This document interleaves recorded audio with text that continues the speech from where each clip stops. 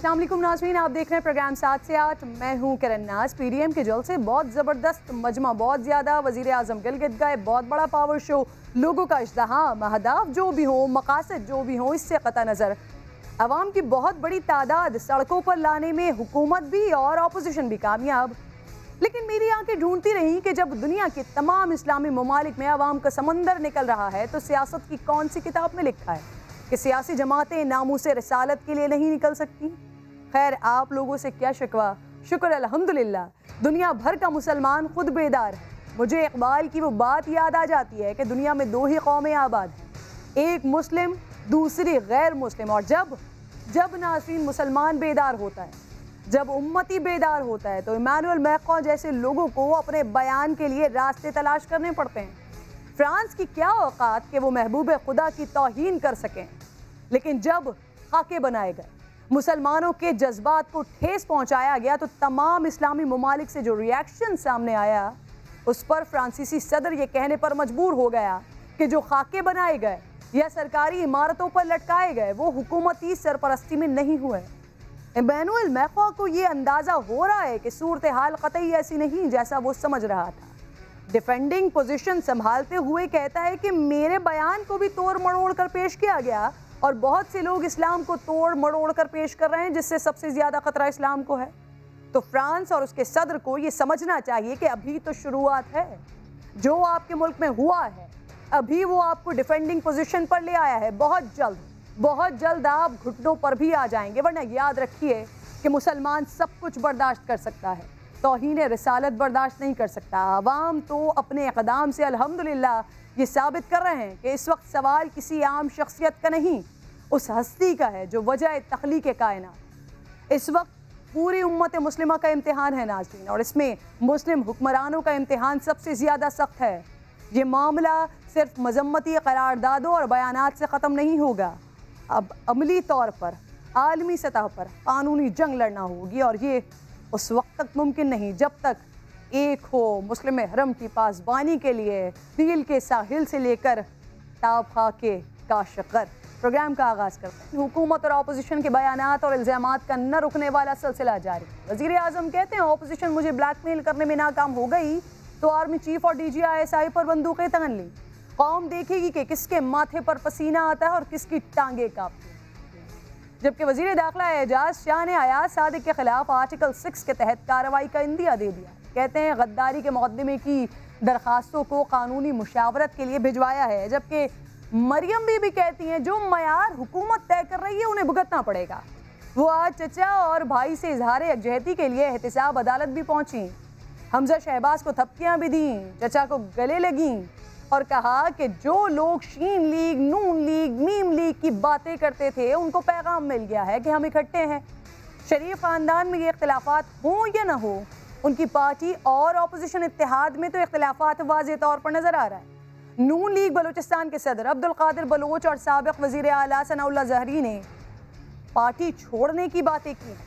बलूचिस्तान के जिम्मेदारान 7 नवंबर को फैसला करेंगे, नवाज बयानिए के साथ खड़े होना है या बाय बाय करना। पंजाब में बागी MPs के बाद अब सीनियर क़यादत के नून लीग की मरकज़ी क़यादत से इख्तिलाफात और मुस्लिम लीग पाकिस्तान बनाने की चमगोइयाँ हो रही हैं। अब सिर्फ यही नहीं है ना, मुस्लिम लीग नून और JUIF के अंदर भी इख्तिलाफात सामने आ रहे हैं। JUIF के सीनियर रहनुमा हाफिज़ हुसैन अहमद कहते हैं नवाज शरीफ आस्तीन का सांप है। JUIF नवाज शरीफ के बयानिए के साथ नहीं। पीपल्स पार्टी जो पहले ही नवाज बयानिए से मोहतात नजर आती है, अब पार्टी के सीनियर रहनुमा एतजाज एहसन कहते हैं कि अयाज सादिक का लहजा बता रहा है कि वो किसी और की ज़बान बोल रहे हैं। अयाज सादिक का ताल्लुक़ है, मैं एक चीज़ कहता जाऊँ कि वो वैसे बड़ा नफीस शख्स है। जो कुछ उसने कहा है वो मुझे तो लगता है कि कोई नवाज शरीफ के लहजे से ज़्यादा लहजा मिलता है। अभिनंदन को हमने गिराया उसके जहाज़ से, उसको भी साथ, और पाकिस्तान ने अक़वाम मुत्तहिदा की करारदादों को की पासदारी करते हुए उसको वापस किया। अगर इसमें कोई ढील आएगी तो उससे पाकिस्तान को नुकसान तो होगा। नवाज शरीफ इस वक्त ललकार रहा है इंफरादी नाम ले लेकर। नवाज शरीफ सबसे पहले तो जाहिर है मरियम बीबी को यहाँ से इंग्लिस्तान ले जाना चाहते हैं, दूसरी वो अपनी दौलत सारी बचाना चाहते हैं। मियाँ साहब के सामने ये दो मकासद ही है। शहबाज अब अपनी गेम खेल रहे हैं। नाज़रीन, तो एक और अहम मामला गिलगित बल्तिस्तान के इलेक्शंस, जहां पीटीआई क्लीन स्वीप के दावे कर रही है। दूसरी जानिब मरियम नवाज साहिबा का दावा है कि गिलगित बल्तिस्तान में नून लीग जीतेगी। गुज़िश्ता रोज़ वज़ीर आज़म ने गिलगित बल्तिस्तान को अबूरी सूबा बनाने का ऐलान कर दिया। वफाकी वज़रा कौम को मुबारकबादें दे रहे हैं, लेकिन पाकिस्तान पीपल्स पार्टी को शदीद तहफ़्फ़ुज़ात है। पीपल्स पार्टी का इल्ज़ाम है कि वज़ीर आज़म और वफाकी वज़रा इलेक्शन मुहिम पर असरअंदाज हो रहे हैं, कानून शिकनी कर रहे हैं। हर तबका सरापा एहतजाज है, मगर मैं आपको बताना चाहता हूं कि हम यहां हुकूमत बनाएंगे, हम आपको रोजगार दिलवाएंगे और वजीर आजम साहब को बेरोजगार करवाएंगे। प्रोग्राम में इस वक्त नाज़रीन मुझे पाकिस्तान पीपल्स पार्टी की सीनियर रहनुमा सेनेटर शहरी रहमान साहिबा ज्वाइन कर चुके हैं। आपके वक्त की मैं बहुत शुक्रगुजार हूँ। अस्सलाम वालेकुम शहरी साहिबा। अस्सलाम वालेकुम। वालेकुम अस्सलाम जी। शहरी साहिबा, इससे पहले कि मैं आपसे सवाल करूं, मैं चाहती हूं कि आपको ज़रा एक कुछ सुनवाना चाहती हूं। ये सुनिएगा, फिर मैं आपकी तरफ आती हूं। इनके जर्नल्स ये इन वाकयात में मुलव्विस हैं। कब तक आप इंडिया पर, कब तक आप ईरान पर, कब तक आप अफगानिस्तान पर बुरे इल्जाम किसको ठहराएंगे? वहां के वाकयात को जो पांव के निशान आते हैं वो भी आपकी तरफ आते हैं। पैर कांप रहे थे, पसीने माथे पे थे और हमसे शाह महमूद साहब ने कहा, फॉरेन मिनिस्टर साहब ने, कि खुदा का वास्ता है अब इसको वापस जाने दें, चूंकि 9 बजे रात को हिंदुस्तान पाकिस्तान पे अटैक कर रहा है। कोई हिंदुस्तान ने अटैक नहीं करना था, कुछ नहीं होना था, सिर्फ घुटने टेक के अभिनंदन को वापस भेजना था। हम चाहते हैं बलूचिस्तान एक आजाद रियासत हो। आज बलूचिस्तान का माहौल ऐसा ही है जैसे आप किसी पसमानदा इलाके में आ गए हैं। हमें मजबूर मत करो, हमें दीवार से मत लगाओ। खुदा न खास्ता कि हम ये कह दें कि हमने पाकिस्तान में इलेक्शन लड़ना नहीं है। हमने इन बहादुर बच्चों की ताकत पे फिर भरोसा करना होगा। ये मुजाहिदीन, ये बहादुर बच्चे, ये आग में झोंकेंगे आपको। शहरी साहिबा, पीडीएम के लोग हैं, ये जो 11 जमातों का एक इत्तेहाद बना हुआ है, वो लोग हैं जिस तरह की बातें कर रहे हैं। तो क्या पीपल्स पार्टी इस तरह के बयानिए और ये जबान इस्तेमाल करने वालों के साथ खड़ी है, उनके पीछे खड़ी है, खड़ी होगी? जी बहुत बहुत शुक्रिया। बहुत सी बातें आपने चलाई हैं। इसमें नूरानी साहब की बात पर तो सख्त हमने भी पूछा, उन्होंने फौरी तौर पर क्लैरिफाई किया कि सवाल नहीं पैदा होता, उनकी कोई सियाको सबाक से बात निकली और या उन्होंने कोई जिसे कहते हैं स्लिप ऑफ टंग हुआ, उन्होंने फौरी तौर पर ये बात को वापस लिया और माफी मांगी। तो ये फिर आपने चलाना है, आपकी मर्जी। वो खुद कह रहे हैं कि मैं ऐसा नहीं कहना चाह रहा था, ठीक है। दूसरी बात, क्योंकि वफाक के सिवा हम तो बिल्कुल वफाक की जंजीर समझते हैं अपने आप को, और हमारे यहाँ ऐसी कोई बात नहीं हो सकती। हमने पहले फौरन क्वेश्चन कर लिया एंड ही इमीडिएटली अपोलोजाइज। तो आई डोंट नो ये क्या हो रहा है इस तरह की। तो फिर आप चला दें फवाद चौधरी की बातें, जिन्होंने कहा हम घुस के मारेंगे, हमने घुस के मारा है पुलवामा में, उसकी वजह से अभी भी बड़े रिपरकशंस है, लेकिन आप वो नहीं सुना रहे हैं मुझे। नहीं शहरी रहमान साहब, सॉरी टू इंटरप्ट यू, लेकिन फवाद चौधरी साहब के बयान को अगर क्लियरली सुना जाए तो उन्होंने पुलवामा की बात करने के बाद ये वाली बात की थी। खैर, इसमें एक मैंने एपिसोड अयाज सादिक साहब का भी सुनवाया है, उनके बयान को पीपल्स पार्टी बतौर जमात कैसे देख रही है? नहीं, मुझे नहीं याद कि शाह महमूद कुरैशी ने ये कहा हो कि वो अटैक होने, वो उन्होंने जरूर कुछ खदशा इंडिकेट किया था। वो क्लासिफाइड मीटिंग थी, इन कैमरा मीटिंग थी। मैं इस तरह की बातें नहीं करती हूँ कि अगर इन कैमरा बात हो रही हो तो वो हो, लेकिन मुझे नहीं याद कि उन्होंने कहा, उन्होंने डेफिनेटली कहा कि हम उसको भेजना चाहते हैं, मगर मुझे याद नहीं कि उन्होंने इस बात से जोड़ा कि उन्हें कोई हमले का खदशा था। और मैं इस बात में क्योंकि उन्होंने भी अपनी बात को एक्सप्लेन किया है, मैं साफ बात करूंगी। जो सबसे इस वक्त पाकिस्तान के लिए मुज़र बात हुई है वो FATF में आपको इन जो खतरे की घंटी के साथ लग चुकी है, वो ये वाली बात है कि पाकिस्तान पुलवामा के अंदर अटैक में अंदर घुसा था। मुझे समझ नहीं आता कि ये क्यों इतना हमें नज़र नहीं आ रहा है कि इससे क्या डैमेज हुआ है। बाकी जो बातें हैं, वो सब ने अपनी-अपनी बातों को वापस लिया है जी, और ये तो जलसों में की गई हैं। ये बातें आपने असेंबलीज़ में की हैं, आपने टीवी शोज़ पे की हैं, और इसकी वजह से पाकिस्तान की ग्रे और ब्लैक लिस्ट का बहुत मसला बन गया है। तो मेरी नज़र में ये इस तरह के बयानात हैं जो वापस लेने चाहिए। ये कहने पे है कि पाकिस्तान की रियासत ने ऑथराइज़ किया पुलवामा के अंदर घुस के अटैक करना। ठीक है? ये खतरा है। ठीक। अच्छा, शेरी साहिबा, पीडीएम की जलसे की मेजबानी कौन करेगा? अब तक ये फैसला क्यों नहीं हो सका है? किस बात पर इख्तिलाफ आ रहा है?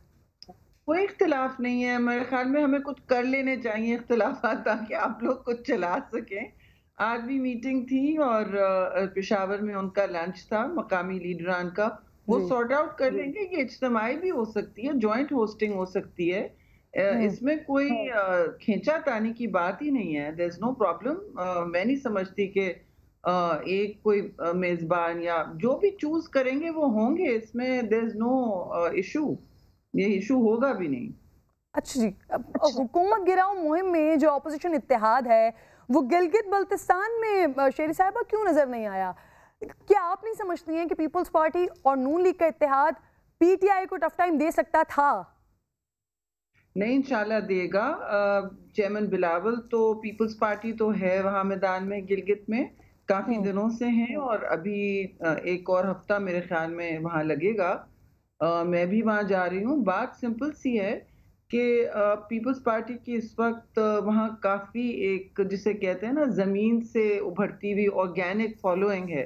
आप जो भी कर लें, जो भी वफाक में, और नॉर्मली क्योंकि ये खित्ते वफाक से अपना ताने बाने जोड़ते हैं, इनकी लेजिस्लेटिव काउंसिल होती है, तो वफाक के साथ ही जाते हैं, हुकूमत के साथ जाते हैं, वफाकी हुकूमत के साथ। मगर अगर आप पॉपुलर वोट देखें, मैं तो आपको कहूँगी आप भी खुद वहाँ ज़रूर जाएं और देखें वहाँ क्या सूरत हाल है ज़मीन पे, और कितना वहाँ भुट्टो के चाहने वाले हैं। एक भुट्टो के आश्रय हैं वहाँ पे हर तरफ। ठीक है। अच्छा शेरी साहिबा, वजीर आजम साहब की जरा बात कर लेते हैं। वो कहते हैं कि अब तक मईशत ठीक करने पर तवज्जो थी, अब कानून की बालादस्ती पर उनका फोकस होगा।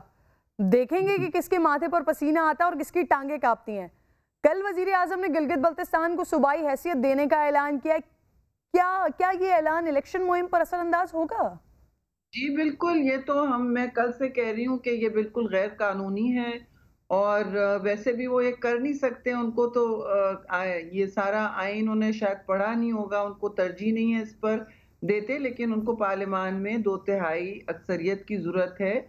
और जबकि पीपल्स पार्टी के मंशूर में, इनके मंशूर में नहीं है, हमारे मंशूर में ज़रूर ये है। लेकिन हमने फिर भी कहा था कि अगर आप वफाकी हुकूमत में हों तो आपके जो कवायद और ज़वाबित हैं, वो आपको इलेक्शन एक्ट 2017 के बिल्कुल इजाज़त नहीं देते कि आप वहाँ ज़मीन पे उतर के कैंपेनिंग करें।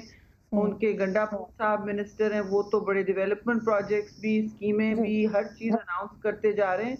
ये तो सारी दुनिया के इलेक्शन लॉज के बिल्कुल बरक्स है, और ओपन वायलेशन हो रही है। शेरी साहिबा, क्योंकि आप लोगों की जो पहली मीटिंग हुई और उसका जो एक माइंड बनाया गया था कि अवाम महंगाई की चक्की में पिस रही है, ये अवाम के लिए इतना बड़ा एहतजाज और ये तमाम जमातें मिलकर निकल रही हैं, लेकिन ये पीडीएम के अंदर ही आपके एंड से भी, पीपल्स पार्टी के एंड से, उधर मुस्लिम लीग नून के एंड से, जैसे वहाँ ख्वाजा आसिफ साहब होते हैं, उनकी जानिब से कुछ ऐसे बयानात आप लोगों के लिए दिए जा रहे होते हैं, यहाँ से एतजाज अहसन साहब के बयानात आ रहे होते हैं। कल एतजाज अहसन साहब ने कहा कि नवाज शरीफ साहब सिर्फ और सिर्फ मरियम को बाहर बुलवाना चाहते हैं और अपनी दौड़ाना चाहते हैं।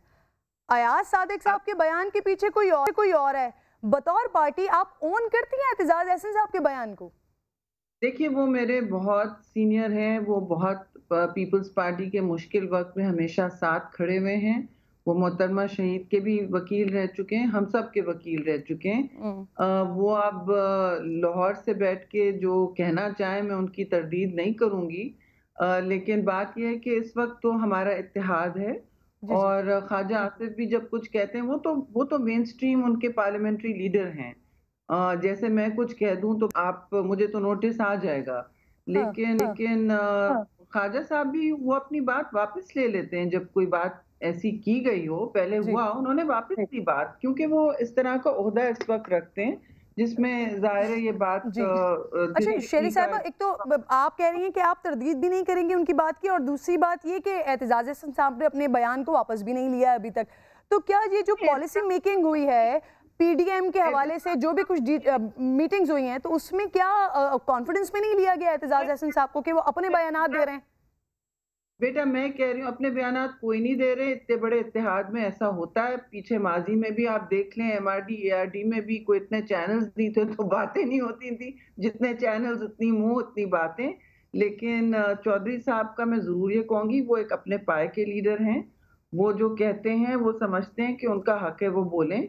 मेरी जुर्रत और जसारत नहीं हो सकती कि मैं उनको कॉन्ट्रडिक्ट करूं, लेकिन जाहिर है ये पार्टी की इस वक्त पॉलिसी तो नहीं है, और मैं ओहदेदार हूं तो मुझे हसास और एहतियात से बात करनी होती है, सबकी इज्जत का ख्याल रखते हुए। आप क्योंकि साथ मौजूद हैं, आपकी मौजूदगी का मैं फ़ायदा उठाते हुए आपसे ये बात जानना चाह रही हूँ। आप क्योंकि अमेरिका की साबिक सफ़ीर रह चुकी हैं, अमेरिका और पाकिस्तान के ताल्लुकात को आप बहुत अच्छी तरह समझती हैं।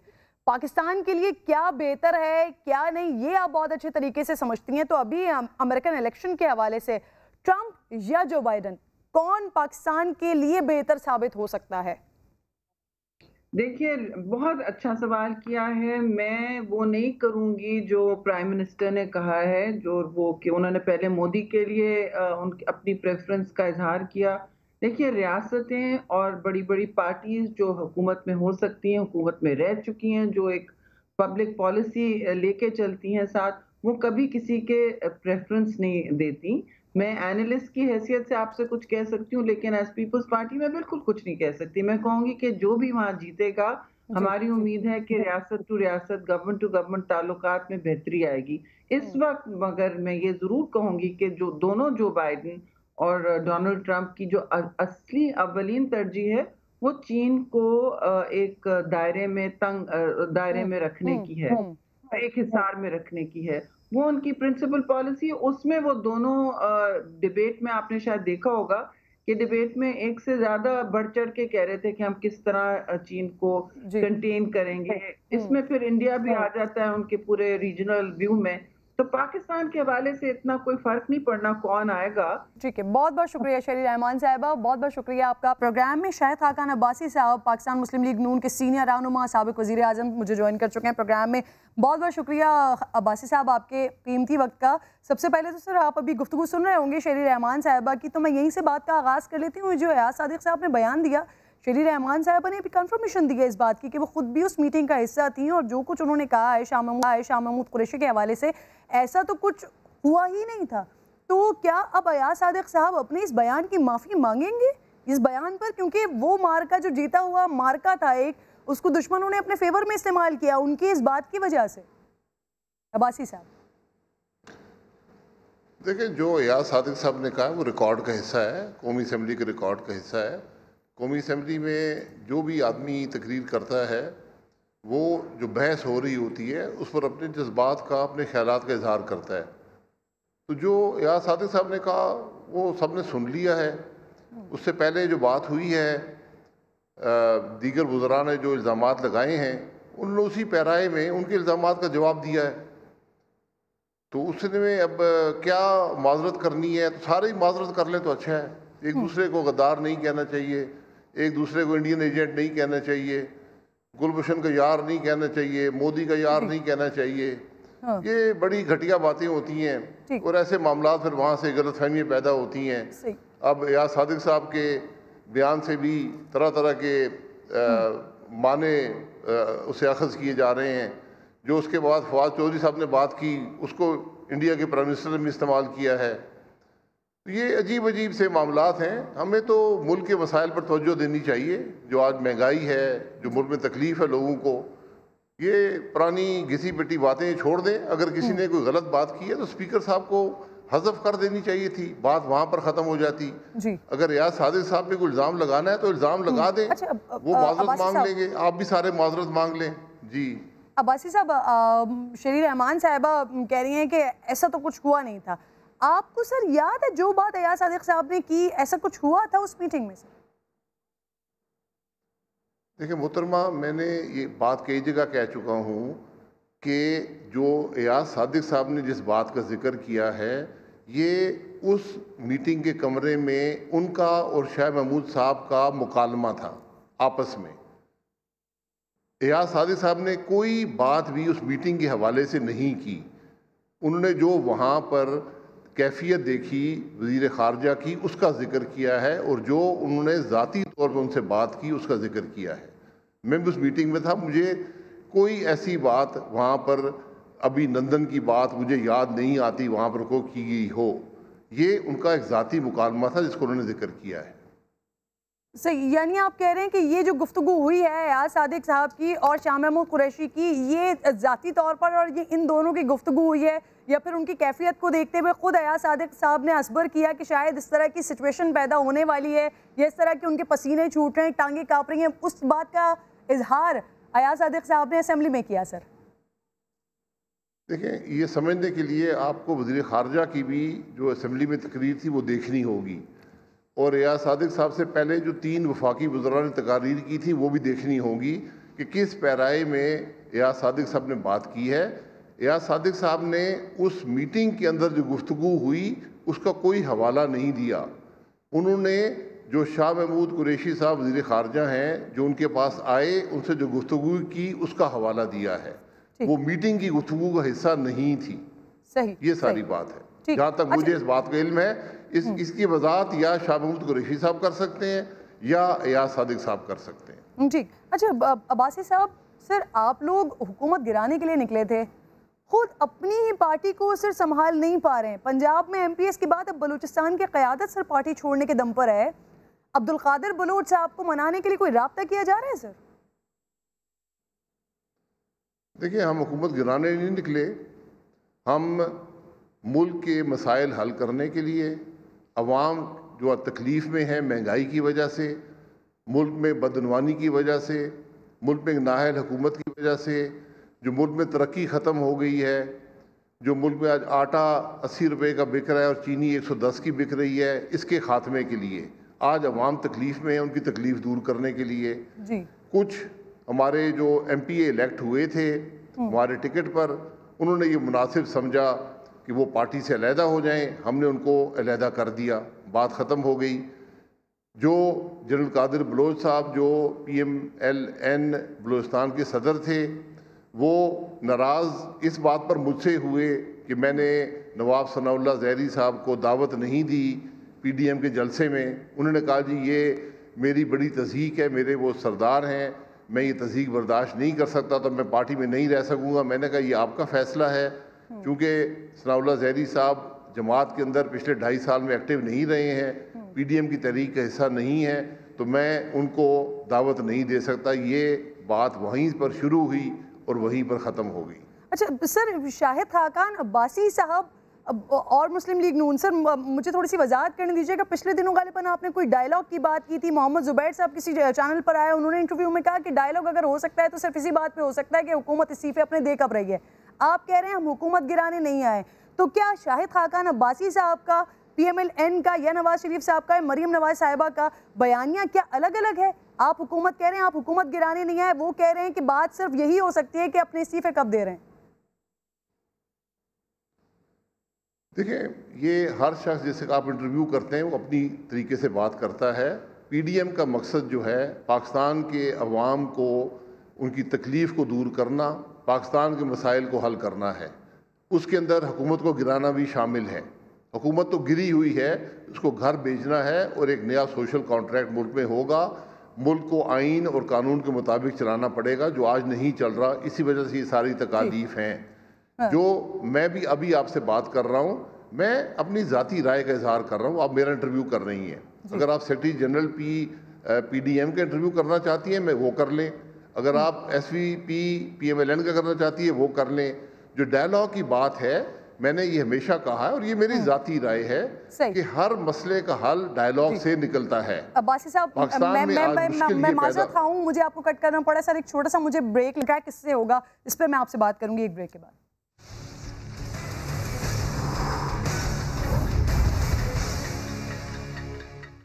वेलकम बैक वंस अगेन जी। मेरे साथ शाहिद खाकान अब्बासी साहब आज प्रोग्राम में साथ मौजूद हैं। शाहिद साहब, सर एक बार फिर खुशामदीद कहती हूँ आपको। शाहिद साहब, ये मैं आपसे जानना ही चाह रही थी सर, ये पीडीएम के जलसों से, इस मूवमेंट से जो एक प्रेशर बिल्ड करने का ये तासुर दिया जा रहा था, एक प्रेशर बिल्ड किया जा रहा था इस्लामाबाद पर या पिंडी पर, सर आपको नहीं लगता अयाज सादिक साहब के एक बयान से ये सारा प्रेशर रिलीज हो गया और उल्टा ये प्रेशर पीडीएम के ऊपर आ गया? सर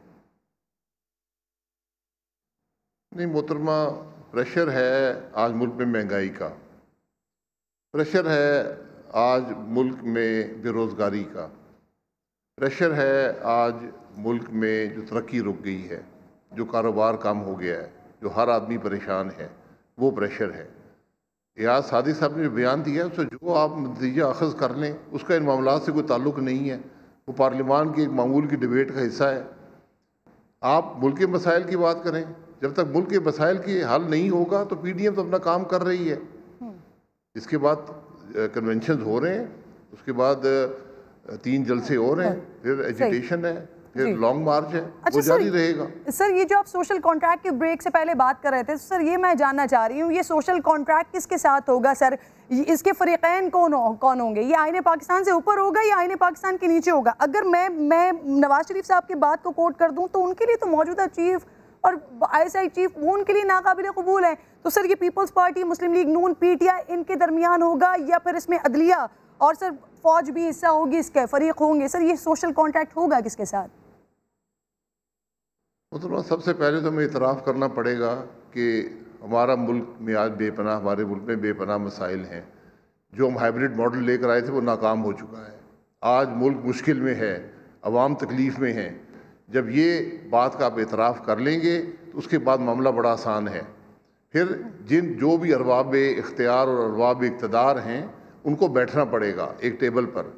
ये ज़ातियात की बात नहीं है, ये ओहदों पर बैठे लोगों की बात नहीं है, ये पाकिस्तान के 22 करोड़ लोगों की बात है जो आज मुश्किल में हैं।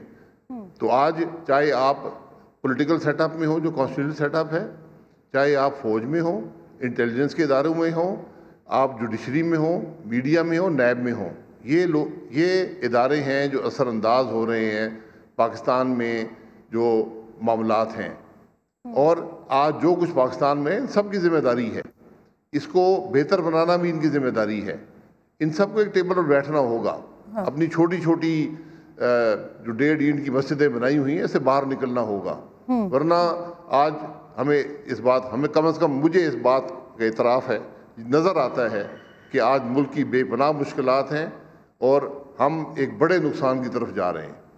तो जब तक ये बात आप समझेंगे नहीं तो आपको बात समझ नहीं आएगी। तो अब सिर्फ एक तरीका है कि इस मुल्क को वापस एक आईनी पार्लिमानी जमहूरियत बनाएं। इसी में इस मुल्क की बका है, इसी में तरक्की का रास्ता है, इसी में अवाम की मुश्किलात का हल है।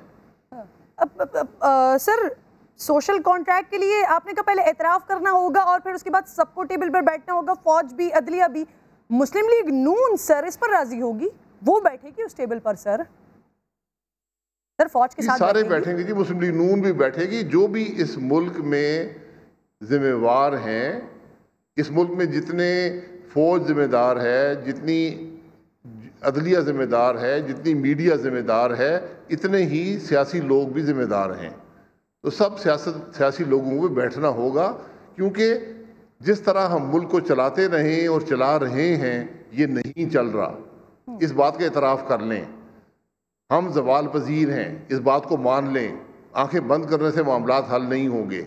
हर चीज़ का हल बैठकर ही निकलता है। जितनी देर आप करेंगे, और ये जो डायलॉग होगा ये बदनीयती पर मबनी नहीं हो सकता। ये कोई फ़ायदे या नुकसान की बात नहीं है, ये मुल्क की बात है। हाँ। अब्बासी साहब, मरियम नवाज साहिबा, नवाज शरीफ साहब वो कहते हैं कि अब फौज को पीछे हटना पड़ेगा। आप कह रहे हैं कि फौज के साथ बैठेंगे, बात करेंगे। मुहतरमा, पीछे हटना आइन के अंदर वापस जाना होगा, ये भी उसी डायलॉग का हिस्सा होगा। हम एक दूसरे को पत्थर मारकर मुल्क के मामलात हल नहीं कर सकते। हमने बहुत जैली केस बना लिए, हमने IG भी उठा लिया, हमने जेलों में भी डाला, हमने दबाया भी, हमने मीडिया को दबाया, हमने अदलिया को दबाया, हमने अरशद मलिक को ख़रीदा। मामलात हल नहीं हुए। तो आज सबको अपने कानूनी दायरा कार के अंदर रहना पड़ेगा, आइन के मुताबिक रहना पड़ेगा, वरना जो कुछ हो रहा है मुल्क में ये काबिल कबूल नहीं है। अगर कोई ये समझता है कि बड़ा अच्छा हो रहा है तो फिर वो ना बैठे, फिर ना नहीं मामला हल होगा, फिर मामला सड़कों पर हल होगा। सर इस बैठक के लिए, इसको बिठाने के लिए, इन तमाम को एक पेज पर लाने के लिए जिनका आप जिक्र कर रहे हैं, फौज को, अदलिया को, सर इस पे कोई डायलॉग हो रहे हैं, इसके लिए कोई बात हो रही है सर? वो तो वैसे कोई बात नहीं हो रही। यही तो आज बदनसीबी है कि एतमाद की फ़ज़ा ख़त्म हो गई है। जिस मुल्क में एतमाद की फ़ज़ा ना रहे उसमें इंतशार आता है। आज हम इंतशार के रास्ते पर चले हैं। मैं फिर ये गुजारिश कर दूं कि मैं आपको अपनी ज़ाती राय दे रहा हूँ। कल आप कहेंगे ये शाहिद अब्बासी साहब कहेंगे, शाहिद अब्बासी साहब बिल्कुल ये बात कर रहे हैं। मैं एज अ पाकिस्तानी ये बात कर रहा हूँ कि हर मामले का हल बिल आखिर डायलॉग में होता है। आज पीडीएम पब्लिक मोबिलाइजेशन कर रही है, पीडीएम पाकिस्तान के अवाम की तकलीफ़ की बात कर रही है, मियाँ नवाज शरीफ पाकिस्तान के अवाम की तकलीफ़ की बात कर रहे हैं। वो अपनी ज़ात की बात नहीं कर रहे, हसूल इक़्तिदार की बात नहीं कर रहे। इसके जो भी ज़िम्मेदार है, जो भी मुहिब वतन है, बैठकर मुल्क के मामलात का हल निकालें। सर नून लीग के सीनियर रहनुमा हैं आप, तो सर आपने खुद कहा ये शाहिद खाकान अब्बासी की राय एक पाकिस्तानी की राय है, तो सर पार्टी के अंदर, मुस्लिम लीग नून के अंदर आपकी इस राय से इत्तेफाक कितने लोग करते हैं सर? देखिए ये मुशावरत होती है, जब भी फैसला करना हुआ तो मुशावरत से फैसला होगा। मैं अपनी पार्टी का मौक़िफ़ आपको खुद नहीं दे सकता हूँ, ये मेरी ज़ाती राय है। और मैं समझता हूँ हर सियासतदान जो सियासत करता है वो उसको जानता है कि ये बात कैसे होगी। लेकिन ये बात शराइत रख कर नहीं होती, ये बात सौदे कर नहीं होती, ये बात किसी को दबा कर नहीं होती। जब आप हुबुल वतनी के दावे करते हैं तो सबको बैठना पड़ेगा। हम मुल्क के मसाइल की बात कर रहे हैं, हम कोई ज़ात की बात नहीं कर रहे। हमारे केस चलाते रहे, कोई बात नहीं है। जो आपने चला ली और चला लें।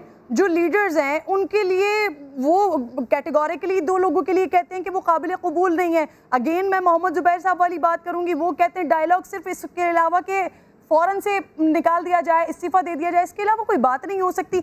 आप कह रहे हैं शाहिद खाकान अब्बासी साहब की राय ये है और फिर मुशावरत भी होगी, तो सर अब भी इतनी बात हो जाने के बाद, इतनी बात आगे बढ़ जाने के बाद अब भी गुंजाइश है कि अदलिया के साथ, फौज के साथ मुस्लिम लीग नून, नवाज शरीफ साहब बैठेंगे, बात होगी? भाई फौज की बात नहीं है कि नवाज शरीफ साहब की सिर्फ बात नहीं है, आज मुल्क की बात है। अगर पत्थर मारने से मामला चलेगा तो फिर पत्थर मार लें। अगर एक दूसरे को गद्दार कहने से चलेगा तो चल जाएगा, अगर एक दूसरे को इंडियन एजेंट कहने से चलेगा तो चल जाएगा। अवाम किधर जाएंगे? महंगाई कौन कम करेगा? ये सब मामला तय होंगे अगर आप वापस एक आइन की बालादस्ती की तरफ आते हैं, आइनी जमहूरियत में आते हैं तो मामलात हल होंगे, वरना नहीं होंगे। अच्छा शाहिद साहब, सर ये सारी बात है। सर पंजाब में आप लोग शेर जवान फोर्स बना रहे हैं, सर इसकी क्या ज़रूरत है, क्या करेगी ये फोर्स? और सर जिस तरह के वहाँ पर नारे लगे हैं, जिस तरह की वो बातें हुई हैं, सर आप समझते हैं कि बेहतर है, ये होना चाहिए था? ये बदकिस्मती से ये नारे जो हैं ये आज के हकाइक की अक्कासी कर रहे हैं। इसमें सबक है, इसमें सोच की बात है कि आज लोग क्या सोच रहे हैं। ये ऐसे नारे नहीं होने चाहिए, आज हैं, इसके बारे में सोचें कि क्यों ये नारे हो रहे हैं। तो ये इस तरह की ये फोर्स जो है ये बन रही है अवाम को रिलीफ देने के लिए, शाहिद खाकान अब्बासी साहब अवाम की बात करने के लिए। जो जिस तरह के नारे वहां पर लगे, आप कह रहे हैं आपकी नजर में वो दुरुस्त है? सर मुहतरमा, मैंने नारे नहीं मारे, जो लोग वहाँ आए थे उन्होंने नारे मारे हैं। मैं यही कह रहा हूँ कि ये आज अवाम की जो सोच है उसकी अक्कासी कर रहा है कि लोग अपनी तकलीफ़ के ज़िम्मेदार किसको ठहरा रहे हैं।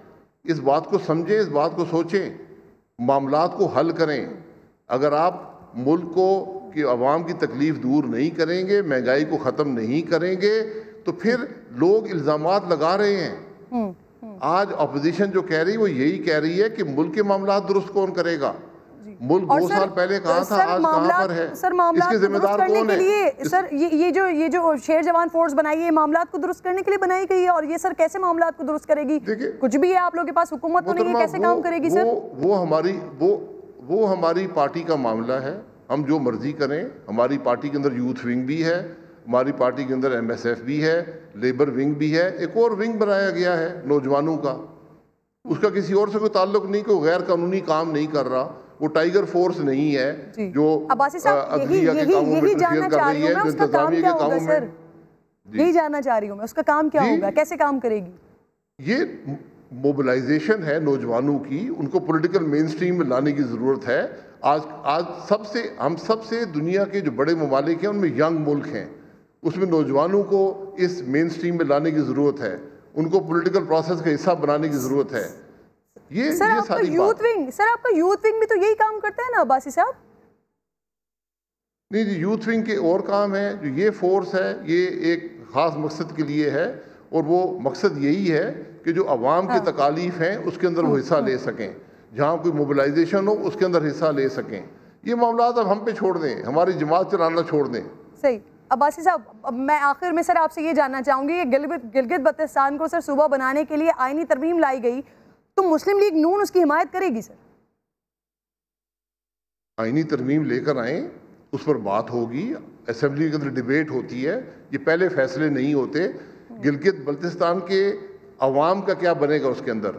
हमने फाटा की तरमीम लाई, आज तक उनको पैसे नहीं सूबा मिले। बनाने के हामी हैं सर आप? क्या मेरी बात सुन लेना जी। मैं हर सूबा बनाने का हामी हूँ, मैं जनूबी पंजाब के सूबे का हामी हूँ, मैं भावलपुर सूबे का हामी हूँ जिसके रेजोल्यूशन पास हुए, हज़ारा सूबे का हामी हूँ।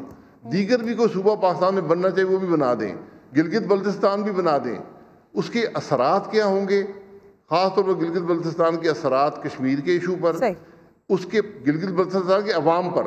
मेरी सबसे जो मुकद्दम है वो गिलगित बल्तिस्तान के अवाम है। आप उसकी हिमायत भी करेंगे क्या? किसकी? MQM जो सूबा बनाना चाहती है सर।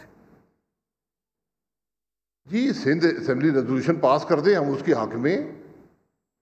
ये तो हर सूबे के पास इख्तियार है ना कि रेजोल्यूशन पास करके कहे कि नए सूबे बना दें। गिलगित बल्तिस्तान के अवाम को पहले रखें, ये पॉलिटिकल स्टंट मत इस्तेमाल करें।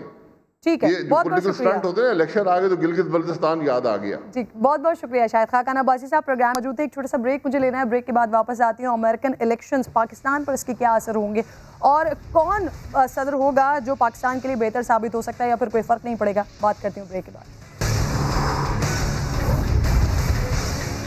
प्रोग्राम में एक बार फिर खुशामदीद कहती हूँ नाज़रीन आपको। अमेरिका के सदारती इंतखाबात, इस पर बात करने के लिए साबिक़ सफ़ीर हैं हसन हबीब साहब मुझे प्रोग्राम में ज्वाइन कर चुके हैं। मैं आपके शुक्रगुजार हूँ सर। अर्ली इलेक्शंस तो जो बाइडन की तरफ इशारा कर रहे हैं, लेकिन आप क्या समझते हैं पाकिस्तान के लिए कौन बेहतर है और क्यों सर? देखिए, apparently, thank you very much for calling me. Apparently तो पाकिस्तान को ज्यादा शिकायत प्रेसिडेंट ट्रंप से है because of his style, tweet करना और डायरेक्ट एक्यूज करना। लेकिन अमेरिका में कोई भी पार्टी आती है तो वो स्लोली पाकिस्तान के खिलाफ नैरेटिव जा रहा है। उसमें कुछ हमारे रीजन के हालात ऐसे हैं और कुछ ऐसी सिचुएशन क्रिएट हो रही है कि अमेरिका की पॉलिसी पाकिस्तान के खिलाफ रोज बरोज सख्त होती चली जा रही है। तो मेरा नहीं ख्याल है कि ट्रंप के लूज करने से या बाइडेन की जीतने से कोई बहुत बड़ा फर्क पड़ेगा अमेरिका के एटीट्यूड का टुवर्ड्स पाकिस्तान। ठीक है सर, इसका दूसरा एंगल जो कोई अमरीकी सदर नहीं कर सका सर, वो ट्रंप ने करके दिखाया। कई मुस्लिम रियासतों ने इजराइल को तस्लीम किया, तो क्या ट्रंप को इसका इनाम नहीं मिलेगा सर? देखिए, ट्रंप को जो इनाम मिलना था वो तो पहले से ही उसके पास है। जो जूइश लॉबी का वोट है वो तो ऑलरेडी ट्रंप के पास है और अब उसमें मजीद नंबर में इजाफा नहीं हो सकता। हमदर्दियां और सपोर्ट जूइश लॉबी की बहुत स्ट्रांगली प्रेसिडेंट ट्रंप के साथ हैं और इसमें कोई शक नहीं है कि जो उन्होंने मुस्लिम रियासतों को, खासतौर पे यूएई को इजराइल के साथ करीब पहुंचाया, इसका इनाम तो प्रेसिडेंट ट्रंप को मिलेगा। लेकिन ऑलरेडी जूइश वोट उनके साथ था जैरेड कुशनर की वजह से और उनकी बहुत ओपनली अमेरिकन एम्बेसी यरूशलेम ले जाने की वजह से। फिर वो मिडल ईस्ट पीस प्लान था जो कि स्टिल बर्थ था। तो ट्रंप साहब की तो सारी कोशिशें जूइश लॉबी को खुश करने की रही हैं और इसमें कोई कलाम नहीं कि जूश लॉबी उनके पास साथ है, लेकिन कोई बहुत बड़ा फर्क हसन साहब सर, चीन के हवाले से दोनों का, जो बाइडेन का भी और ट्रंप का भी नैरेटिव तो सर सेम है, तो क्या ऐसी सूरत हाल को देखते हुए पाकिस्तान को ये उम्मीद रखनी चाहिए सर कि जो बाइडेन के सदर बनने से अमेरिका फैटफ के मामले में और बलूचिस्तान और अफगानिस्तान के साथ दीगर सरहदी इलाकों में जो मसाइल हैं उसको हल करने में मददगार होगा? मेरा नहीं ख्याल है कि कोई बहुत बड़ा फर्क पड़ना चाहिए, क्योंकि FATF में अमेरिका ने पाकिस्तान को सिर्फ इसलिए रखा है कि कहीं पाकिस्तान का एटीट्यूड अफगानिस्तान में आउट ऑफ कंट्रोल ना हो जाए। बलूचिस्तान में भी तकरीबन यही सूरत हाल है कि इंडिया और अमेरिका जो है वो जो प्रॉब्लम क्रिएट कर रहे हैं उसका बुनियादी मकसद यही है कि पाकिस्तान को कंट्रोल में रखा जाए। सही, बहुत बहुत शुक्रिया। मेरे साथ मौजूद है। प्रोग्राम का वक्त खत्म हो गया। नाज़रीन अपना फीडबैक जरूर दीजिएगा। अल्लाह ने के बाद।